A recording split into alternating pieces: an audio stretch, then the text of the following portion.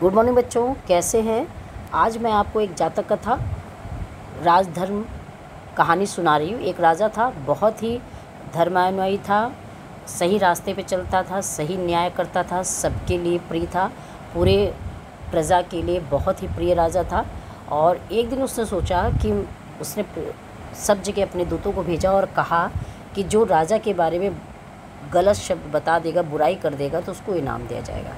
पूरे राज्य में ढिंढोरा पीटा गया, लेकिन कहीं ऐसा कोई व्यक्ति मिला ही नहीं जो राजा के बारे में गलत शब्द का प्रयोग करे या राजा की बुराई करे।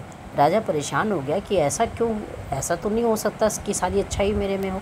यही सोचता सोचता राजा एक दिन जो है भ्रमण पर निकल गया और जंगल में घूमते घूमते घूमते घूमते एक वो पेड़ के नीचे पहुंचा जहाँ पर गौतम बुद्ध तपस्या कर रहे थे। और उसने देखा कि गौतम बुद्ध एकदम अपने तपस्या में लीन थे। वो वहीं किनारे पे राजा बैठ गया।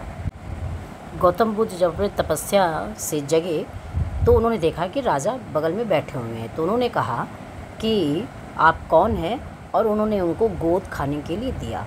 राजा ने वो गोंद जब खाया तो वो इतने मीठे थे कि पूछे नहीं। तो राजा ने कहा कि महात्मा जी, ये गोंद इतने मीठे क्यों हैं। कहें जो राजा धर्म पे चलता है, न्याय पे चलता है, सत्य रास्ते पे चलता है, उसको ये गोंद मीठे लगते हैं, और जो अन्याय पे चलता है, अत्याचार करता है, वो उनको ये गोंद जो है वो कड़वे लगते हैं। तो राजा सोचने लगा कि ऐसा क्यों, फल के से कैसे पता चलेगा कि राजा अच्छा है और ख़राब है। राजा ने मन में सोचा कि अब किल मैं जाके अधर्म करूँगा, ख़राब काम करेंगे, प्रजा के लिए परेशान करेंगे प्रजा को, तो क्या ये सच में गोंद हमारे कड़वे हो जाएंगे। और वापस जा कर के उसने सेम उसी तरह किया कि प्रजा को परेशान करने लगा, अधर्मी कार्य करने लगा, अन्याय करने लगा सारी प्रजा के ऊपर।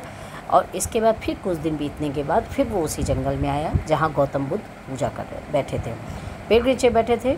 फिर उन्होंने राजा को गोंद खाने को दिया। राजा ने जब गोंद खाया तो जैसे खाया इतना कड़वा था कि उसको थूक दिया। तो राजा ने कहा, अरे ये गोंद कड़वे हैं।